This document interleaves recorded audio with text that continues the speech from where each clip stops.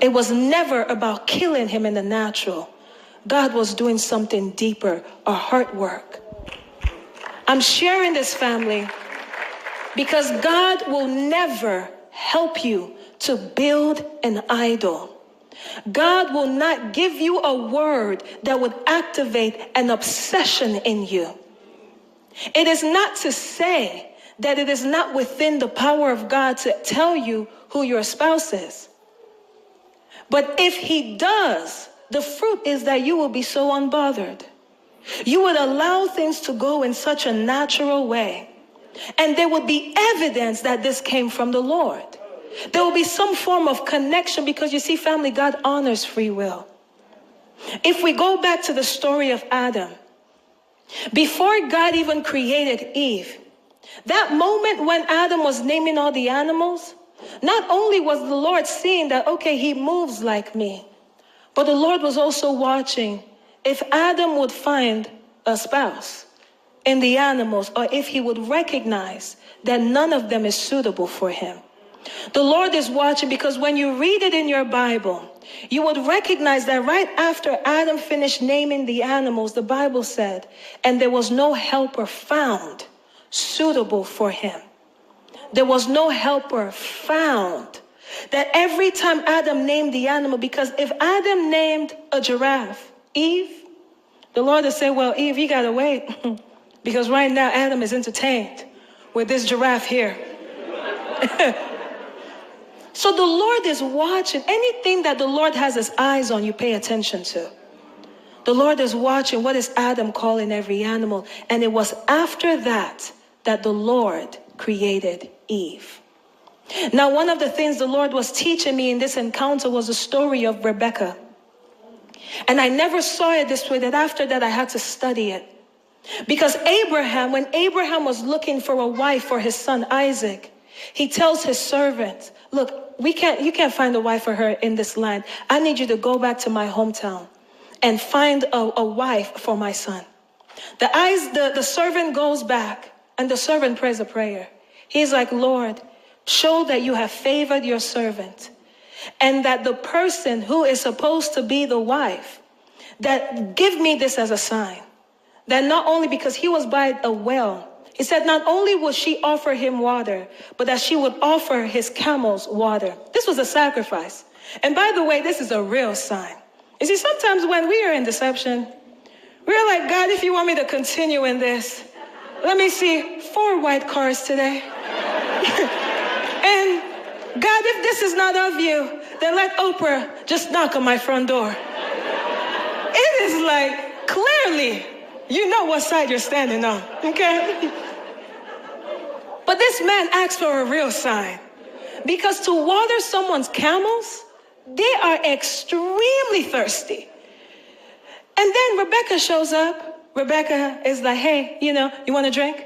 And do your camels want a drink? And she's over there just, giving everybody water. And he is like, surely God has favored me. He follows Rebecca to her house. He tells them everything. They're like, beautiful. You know what? She will marry that man. But right there, the servant says, they were like, let her just stay with us for 10 days. Let her just stay here. The servant says, please do not delay me. We need to go now. And then the parent said, she will go. Let's first ask her. If she is willing, then she will go. Rebecca shows up, and they asked her, are you willing to go? And she said, I will. God honors free will. You see, in the midst of everything, there was a sign from heaven. The Lord showed up and said, yeah, surely that is your wife. But was there willingness? The person that God has spoken to you about, is there any willingness?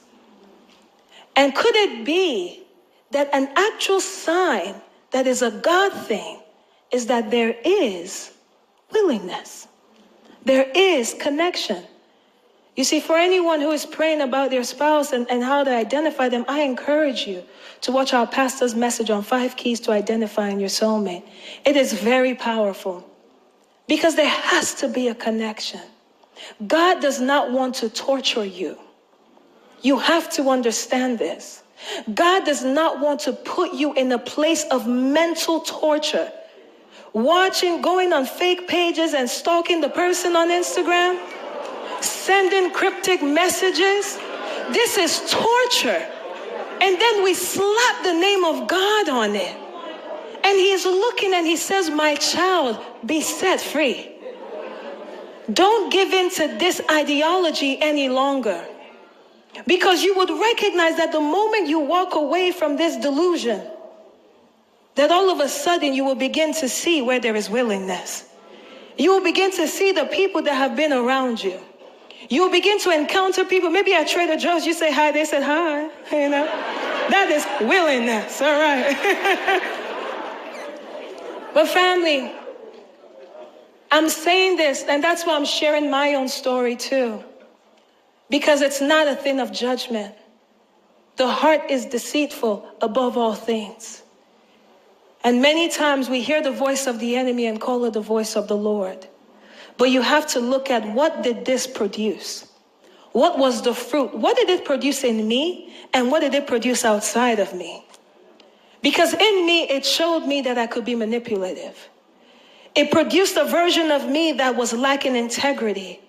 It produced a version of me that would do whatever it takes to just acquire this. And then what did it produce out of me? Pain. Relationships being cut off. All kinds of weird things. The fruit never lies. The fruit never lies. That is why even when the Lord wants to talk to you about, prophets and evangelists and all these people, he said, test the spirit. And what does testing the spirit mean? Look at the fruit. God does not validate his own just because a miracle happened. He said, what is the fruit of their lives?